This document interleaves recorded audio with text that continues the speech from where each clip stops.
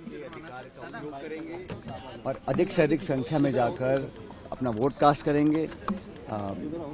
मैं उम्मीद कर रहा हूं कि इस बार अच्छा निर्णय जनता लेगी और हम लोगों के काम को, हमारी परफॉर्मेंस को और पार्टी की जो सोच है उसको ध्यान में रखकर आकलन करने के बाद सही निर्णय जनता लेगी, ऐसा मैं मानता हूं। विवाद बदलेगा सर इस पर 5 साल?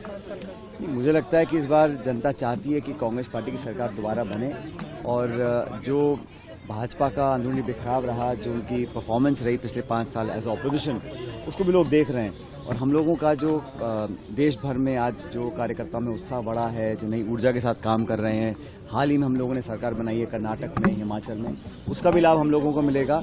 और पार्टी, हमारी सोच, हमारा जो आगे का विजन है प्रदेश के लिए 5 साल का, उसको लोग आंक रहे हैं, देख रहे हैं। भारतीय जनता पार्टी ने 5 साल यहाँ विपक्ष की भूमिका निभाने में नाकाम रहे हैं, इसलिए मुझे पूरा विश्वास है कि भारी बहुमत के साथ हम लोग यहाँ सरकार बना पाएंगे। सर, इस बार पीएम मोदी खुद जनसभा करने के लिए उतरे थे, क्या असर देखने को मिल रहा है? कल आपका एक वीडियो सीएम की ट्विटर हैंडल से साझा किया, 5 साल में पहला वीडियो, इसमें बहुत देर हो गई। देखिए, हम लोग तो मिलकर चुनाव लड़ रहे हैं। कोई भी एक व्यक्ति ना तो चुनाव लड़वा सकता है, ना चुनाव हारवा सकता है, ना जितवा सकता है। पूरा टीम एफर्ट होता है और हमारी पार्टी में हम लोग कलेक्टिव लीडरशिप में काम करते हैं। 2018 में भी यही हुआ था, हम मिलकर चुनाव लड़े और सरकार हम लोगों ने बनाई। हम मिलकर चुनाव इस बार लड़ रहे हैं और उस समय बहुत चुनौती थी, हम विपक्ष में थे, बहुत संघर्ष कर हम लोगों ने लोगों का विश्वास जीता। हम 21 विधायक रह गए थे 200 में से, 5 गुना हमारी सीट बढ़ी, हम सरकार बनाने में कामयाब रहे। इस बार हम सरकार में हैं, हमारे पास प्लेटफॉर्म था, हम डिलीवर कर पाए हैं, लोगों की संसाधनों से लोगों की मदद कर पाए हैं, तो इसलिए थोड़ा काम आसान है। और यहाँ पर जो 30 साल की परंपरा है, 5 साल बीजेपी 5 साल कांग्रेस, उसको लोग बदलना चाहते हैं। और प्रदेश के साथ देश में जो सरकार है उसको भी 10 साल से लोग देख रहे हैं। महंगाई, बेरोजगारी सब लोग देख रहे हैं, इसलिए मुझे पूरा विश्वास है।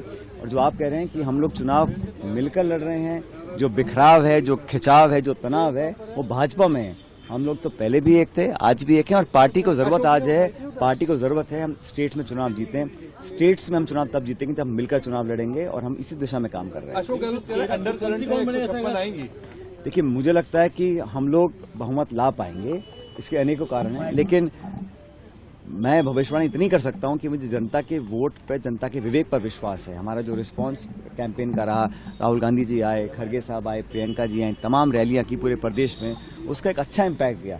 भाजपा के कैंपेन में दम नहीं था, वो बहुत कोशिश उन्होंने की, प्रदेश के नेताओं से खूब करवाया, अंत में फिर बाहर के लोग आके यहाँ भाषण देके गए हैं, लेकिन जो पब्लिक का सेंटिमेंट है वो कांग्रेस के साथ है।